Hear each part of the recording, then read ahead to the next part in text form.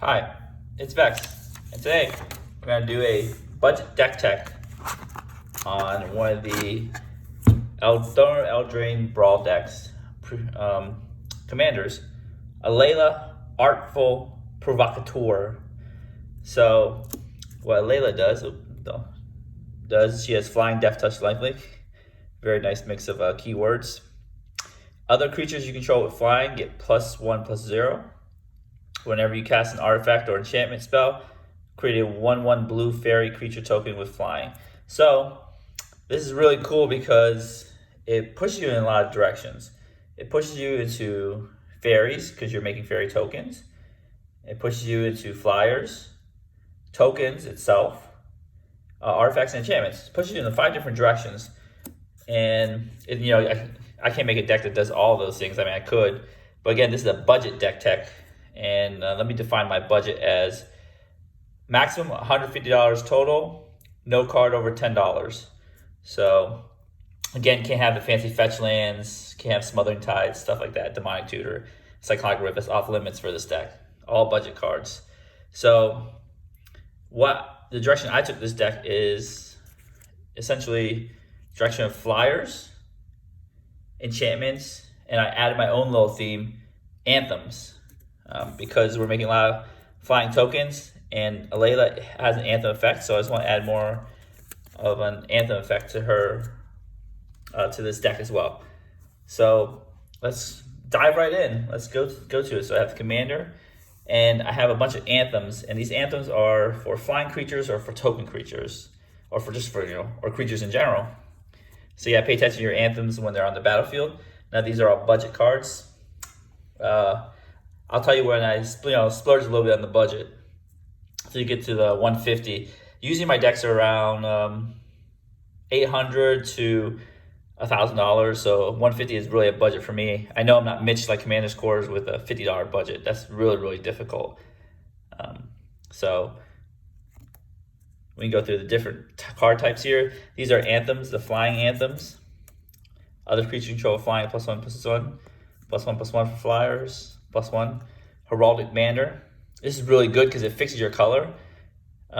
Usually you pick blue because your tokens are blue, but if you really are in a pinch, you can pick non-blue, but you won't get the anthem for your fairies.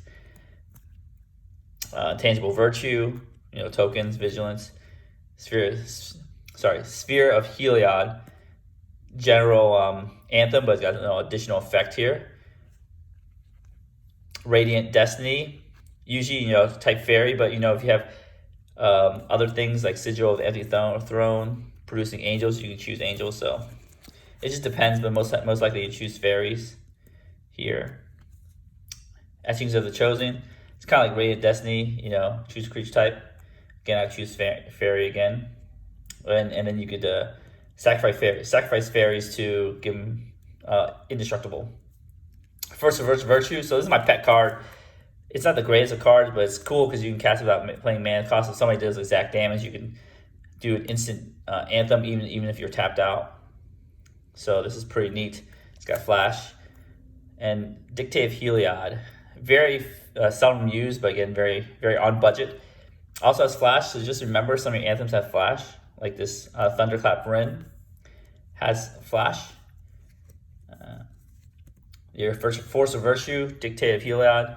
And this interesting card from Rise of Eldrazi, Gravitational Shift. Since your theme is flyers, you grant them +2/+0, and then all other creatures without flying -2, -0. So it's pretty neat. This is Cathar's Crusade, so I splurged a little bit on this budget, on this card here. Let's see if we splurge anywhere else. No, I think a big splurge is to this one. When a creature enters the battlefield under your control, put a +1/+1 counter on each creature you control. So it's kind of like, it doesn't have like a static anthem like Dictate of Heliod, but gives you counters. And the cool part about these anthems, they're enchantments, so they actually trigger Alela's ability right here to make creatures. So it kind of like triggers a creature. Whoa, I'm dropping things here. Sorry about that. Triggers a creature and then also pumps the creature too. Theory of Absolution, another pet card of mine. I really love when I can put this in a deck. You know, it's an anthem for you and an anti-anthem for your opponent. And also token generator, which brings us to our next category of cards. Since we have a lot of anthems, and this is an enchantment-based deck, so there's a lot of enchantment anthems. There is an artifact anthem. Still triggers your commander here.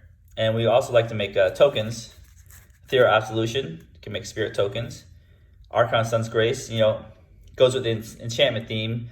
When enchantment enters a battlefield under your control, create a 2/2 white Pegasus token with flying. So they make flying tokens. Spirit tokens are flying too, so we try to, you know, again, stay on theme making tokens. Luminarch Ascension, you can make some angel tokens with flying. Sigil of the Empty Throne, when you cast an enchantment spell, you know, create a 4/4 white angel. So again, tokens, flying tokens. And as I always mention in a bunch of my videos, is that always have your tokens. You know, it sucks when you're a token deck and you flip your card upside down and you don't know what token is. So you have your angels, your Pegasus, your fairies, and your spirits. So definitely have those tokens available to you. Next set of cards, you know, are the counter spells. So this is kind of like a fairy and flying flash. So it scales with your commander with the fairies that you want. What I really wish I had budget for was Bitter Blossom, but you know, it's $30, so it doesn't fit in this budget deck. But if I did have a budget, I put Bitter Blossom in. So this is a good counterspell fairy, and can gain off your anthems. Counterspell itself, Dovin's Veto. This is a very good card. Very budget right now. I think it might go up, but it's nice just to have the last word. You know, you counter something, not have to worry about being countered back. Zero the Enchanter, again, I mentioned my videos. I splurged a little bit on this one because I love having secondary commanders. I love just being able to swap this into the commander slot if I wanted to you know, just to change up the game. It's got an enchantment theme. Of course, it's weaker because, you know, I don't have a token generator in the command zone. But, you know, secondary commanders are never meant to be as strong as the primary one. Tutor, you know, this has just got reprinted, so it's not that expensive. So you got your enchantment tutor, Handshake Navigator. So these are the recursion or the tutors. Zero's a tutor itself, can tutor enchantments out. Hannah can get enchantments or artifacts from the graveyard.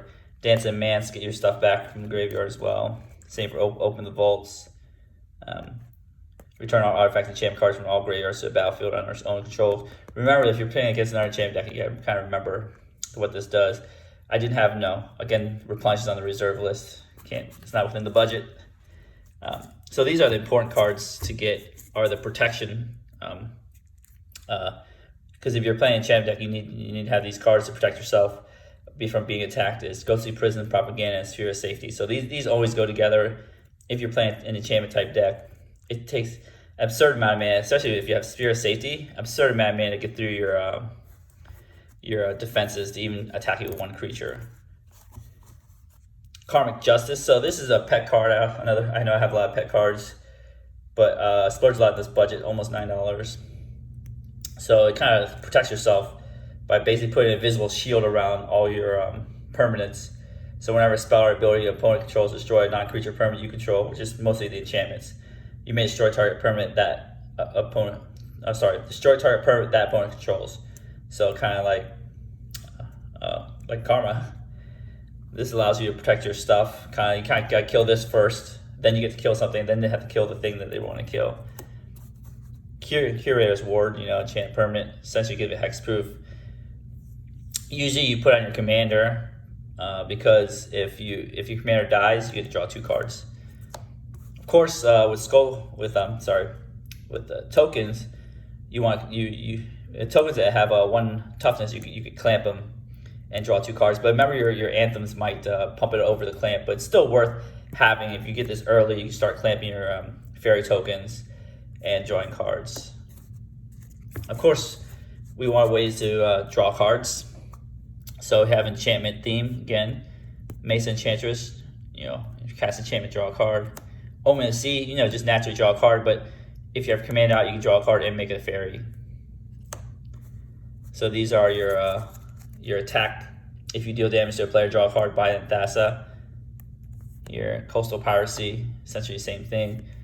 Reconnaissance Mission, deal damage to a player, draw a card. This has cycling. It's actually better than Coastal Piracy. because it has the additional cycling. So if you need to, then you have your removal suite. You know, Sword Expositors print a lot of times, so very budget friendly. D-Spark, you know, like English only making is $10, so it's a little too expensive. But D-Spark does a really good job. Plus Mortify, you know, target a creature enchantment directly. Kaya's Raft, so very budget as well. Destroy creatures, gain life equal to the number of creatures controlled that are destroyed this way. So since you have a lot of tokens, this might help you, you know, save your life if you need some life. But you know, you always good to have a Wrath in the pinch, just in case somebody has bigger, better things that are just holding your, you know, might be wrecking your game. Hour of Reckoning. So this is good, just convoke and non-token creatures, since the main theme is tokens. And I love this enchantment removal here. Darksteel Mutation. You essentially get rid of any problematic permanent, put on a commander. They can't put it back to command zone, have to bounce it, or just exile, or like exile it themselves or sacrifice. It's really cool. Again, we would try to stick with the theme. And this is removal, good removal for Banishing Light, Oblivion Ring, so enchantment removal. Imprison in the Moon. Can remove, like, this can remove anything. This is only creature, land, or planeswalker. But still good removal. And also triggers your commander. Seal of Cleansing, or Silence. Doomwake Giant. This is really neat, because you're playing a lot of enchantments. You could just, you know, kind of like shrink your opponent's creature. So if they're also playing tokens, you may be able to shrink it and kill a bunch of their tokens all at the same time with the Constellation ability here. -1/-1 to all the opponent's creatures. This is just the good stuff. Baleful Strix. I mean, it is, you know, tad price, not super pricey, like $4 or something, but it's still a flyer. It's a Death Touch. It's an artifact. It draws you a card, so it does all the things we want it to do. It flies. It draws a card. It's an artifact for your commander. Starfield Mystic. Yeah, we're playing a lot of artifacts, drawing a lot of cards, so we don't have the best ramp since we're not even in green. So we need to have a teeny bit of this guy's like a teeny bit of ramp, but it's also a creature. So yeah, we're trying to play a lot of the enchantment creatures here, the archetype of imagination. This is really cool. Gives all your creatures flying, and removes flying from all your opponent's creatures. So essentially, you might be able to attack for lethal once you hit this on the battlefield. I would save this. Definitely don't play it right away unless you really need to. But you save it, you put it onto the battlefield, and you might be able to swing for lethal. Maybe kill a couple players. I can't really say it. Safara, I think so. Sky's Blade. This is really neat. Gives your other creatures with flying indestructible. And you can cast it for its alternate casting cost of paying 1 white, tapping for untapped creatures you control flying. So you might be able to make a lot of tokens. So this helps keep your guys alive. Kaya's Ghost Form, so I just have some more utility enchantments. This helps put on your commander, so if it dies, it comes back, and also makes a token. All it glitters, so this is a really neat card. So you can enchant your commander and kill him with commander damage, because you have a lot of enchantments and artifacts. Blind Obedience, and this is a little protection here. It's pretty neat. You can extort people to death. I just put it here because I just really like the card itself. It just sits there and really annoys your opponents to death because everything comes into play tapped, even their mana rocks. Mirror Maid, a very good clone artifact or enchantment. So Swiftfoot Boots. Again, this is much cheaper than Lightning Greaves, so more budget friendly. Soul Guide's Lantern. Always have Graveyard Hate. I always try to have one piece. Again, it's just printed, very cheap. Soul Ring, it's like $3 or $4, so I had to, you know, I can't play without it. It's so amazing. Wayfarer's Bauble, so this is not as cheap as you would like it to be, because, you know, maybe I could blame Command Core for making it more expensive, who knows. But still, very good budget. Wayfarer's Bauble. Arcane Saint, you know, splurged a little bit on the budget for this one. This one is just the best 2-mana rock available. Can't deny that. But we were still under 150. Got the signets here. Commander Sphere. This is printed in almost all the Commander precon, so that's really cheap. It's not the best mana rock, but again within the budget. So going to the lands, this is our budget land base. We're gonna have our rainbow. I say rainbow lands that can produce all colors for our commanders. Exotic Orchard. You know, usually when I play 3 colors or more, I always have Exotic Orchards because at least one of the players will have same colors, and usually most players right now, like my play group, they play 3 or more colors, so I'm usually have at least 2 colors or maybe 2 or 3 of my colors. So I'm not really worried about making the wrong colors with Exotic Orchard. Esper Panorama. This is a great card. These cards have been inching up, and they really need a reprint because this is a very good budget card, but the price has been really inching up for these. So you search for Plains, Island, or Swamp. So it's kind of essentially a fetch land. The other Tamar Expanse, Evolving Wild fetches. The cheap budget fetches, Myriad Landscape. Remember, this only gets 2 of the same land types. I actually learned the hard way, it cannot get 2 waste. Remember that one. The gain lands, so 1 of each gain lands here. The battle lands, Sunken Hollow, Prairie Stream, very budget friendly. And since we don't have the enemy battle lands, we just got Cave of Koilos just to get the three dual lands. Temple of False God, so it's always a bunch of precons. Splurge a little bit here on the budget with Hall of Heliod's Generosity, but you are playing enchantment deck, and if you lose a good enchantment like Sphere of Safety, you know, there's only 1 of those in the deck, you can try to get it back with this card, Recursion. Oh, this is really cool, Vault of Archangel. So the utility lands is creatures you control gain Death Touch and Lifelink until end turn. So I really love this card because it turns your little tiny fairies into like killers, but also it gives you life if you need to. A second piece of Graveyard Hate, Bajuka Bog, since they all come in a bunch of precons, you know, it is like $1 or $2, so, but within budget here. And then lots of basic lands, lots and lots of basic lands because that's what we're doing. All right, anyways, that is our Alela deck. I'm going to, as I do usually, shuffle this deck up and do a sample hand. We'll be right back. All right, we're back, but I'm still shuffling the cards. I just want to talk about being on a budget and why I decided to go on a budget, because again, if you see my other videos, I'm a set collector. I have lots of cards. I could build, easily the most powerful Alela deck possible with, Mox Diamond, Mana Crypt, etc. But that just, it kind of limits your card pool because you essentially always play the most powerful things. Always play Demonic Tutor, only play Vampiric Tutor, such like that, Enlightened Tutor. So this allows me to get creative. That doesn't mean I don't like having powerful decks, and I don't have. That means it won't stop me from having powerful decks. But I really think that this allows me to get really creative with the type of cards and choices that I make for the deck, and I get to use cards that I rarely ever use because it's a budget deck. I want playing games with this deck. Unfortunately, Cyclonic Rift is very expensive, and sometimes it's an irreplaceable effect, and sometimes you wish you had that. So there's those days. But it's still fun to play because I feel like it's a challenge. It rewards play skill. You can't just tap your lands, tap for any color you want. You have to be very wary of which lands you tap to make sure you got the right color mana. So anyways, I'll continue shuffling and then we'll do a sample hand. Okay, let's do our sample hand. Let's start here, Island, 2, 3, 4, that's a lot of lands, 5, ooh. 6, 7. Okay, so this is one of our very important cards here, Sphere of Safety. We don't have enough mana to cast it. We'll probably get our 5th mana eventually. But man, this is an irreplaceable effect. This is the strongest one.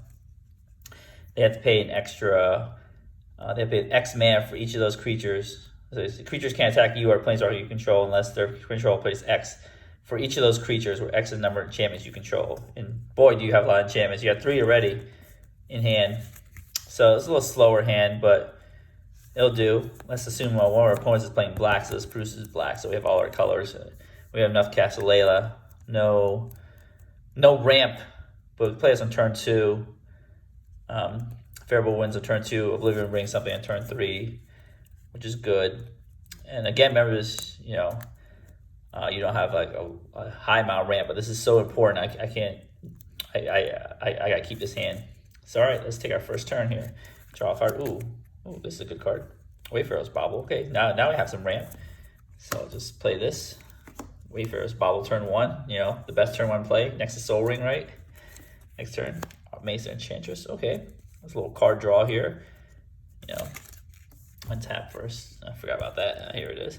All right, so we have choices. Should we play Favorable Winds, which kind of does nothing, or should we just crack the Bauble? I think we should crack the Bauble. And we'll search for our last basic that we don't have, a Swamp. So let's crack, oops, sorry, crack this Bauble here. See if we can search for a Swamp. There we go. It comes into play tapped. And we'll just shuffle or do a quick shuffle here since it's essentially really shuffle already. All right, we'll shuffle the deck. Now, turn 3, we've ramped 1, so we can play our commander here. Sphere of Heliod, so we have choices here. I think usually if you play a commander early, it's pretty safe. So, okay, we'll just play our commander here. And then next turn, see what we got, more lands. All right, now we have Sphere of Safety mana. So we have choices here. Do we play our Sphere of Safety? I'll just play this basic. Hall of Heliod's, Hall of Heliod's Generosity for later. All right, we have a lot of choices here. We can do 2 plays. Mesa Enchantress, Favorable Winds. Sphere of Heliod, Favorable Winds. I think what we can do is, I'd rather get this one online. So, play this. Oops, sorry, I have too many cards. I have cards in my hand. Hold on. There you go. Let's tap all our mana. Yeah, let's just tap it all. And then we do this order, play Mesa Enchantress first, right? And then we'll play our Favorable Winds here. This will trigger this and this, so we'll draw a card. Conscience Mission's pretty good. So always have tokens again. Make a little blue fairy. There you go. So now it's a 3/2 fairy. This is Anthem +1/+0 and +1/+1. So it's a 3/2 fairy already. So now we got defenders to block if necessary, which is pretty neat. Okay, so we did 2 things per turn. Let's see what we can do next turn. See what we draw actually. All right, draw a card. All right, Myriad Landscape. So here we got choices. We can't really do 2 things a turn unless we cycle this card. But this card's pretty good, so I don't want to cycle it. We could play Sphere of Safety and Myriad Landscape tapped and make another creature. I think that's good. Let's just do that. Play this tapped. Tap everything. Play Sphere of Safety. Got 2 triggers here. So we'll draw a card here. Put fairy down here. So now, if they want to attack us, it's going to pay 2. So it's kind of like Propaganda or Ghostly Prison at this point. But let's take one more turn. Let's see. So this deck is doing pretty well. You know, even for a budget deck, I think it's doing pretty well. Draw a card, Source Posture. So that's great. So now I have really good protection here, just in case anything happens. So you have 7 lands. So this is turn 6. So let's say opponent does something crazy. We can just swords wherever they have. So let's tap 1 for swords. Get rid of that crazy commander they got. And then you still could play 2 things, right? But you gotta be careful. You only have so much white mana here. But we could play Heraldic Banner for blue and then make more mana. Make 4 mana. So we play Reconnaissance Mission. So depends on what we want to do. But I think I would just go for the Heraldic Banner here.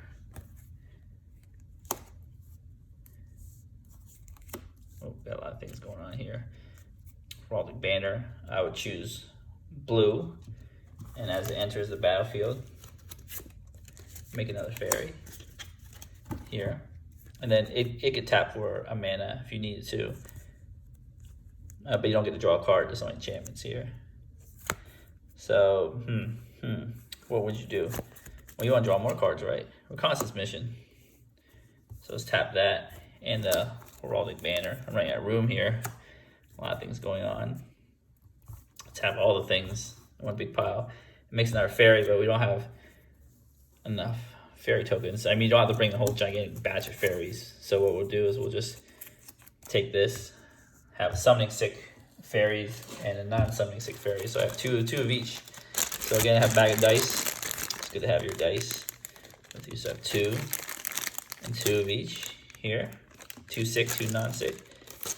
And remember, the Heraldic Banner does +1/+0. So is your commander. So these are 4/2s with their favorable winds.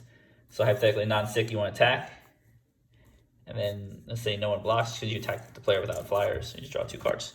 Constant mission. So that's pretty neat. So you keep gaining value. You got your draw engine going. You got your token engine going. You got good protection going. More draw. More anthems. Another anthem here. In here you got some removal going. So if anybody ever gets through, you can use the Sphere of Heliod. Got good mana. So you're running a full, all your cylinders. So that's essentially how the deck works. So do you like seeing budget commanders? Budget deck techs? If you do, definitely put a comment below. Also, don't forget to thumbs up the video, smash the subscribe button, and as always, have a wonderful day.